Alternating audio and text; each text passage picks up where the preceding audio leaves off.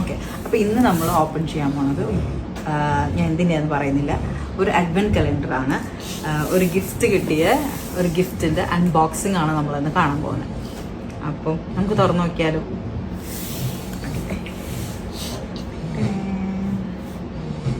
ഇത് നമ്മുടെ നാട്ടിലൊക്കെ ഉണ്ടോയെന്ന് എനിക്കറിയില്ല.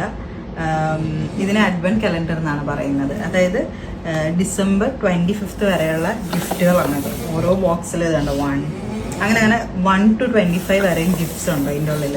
ഇതിപ്പം ബോഡി ഷോപ്പിൻ്റെ ഒരു അഡ്വെൻറ്റ് കലണ്ടറാണ്. നമുക്ക് ഓരോന്ന് തുറന്ന് നോക്കാം എന്താണോ അതിൻ്റെ തൊള്ളേന്ന്.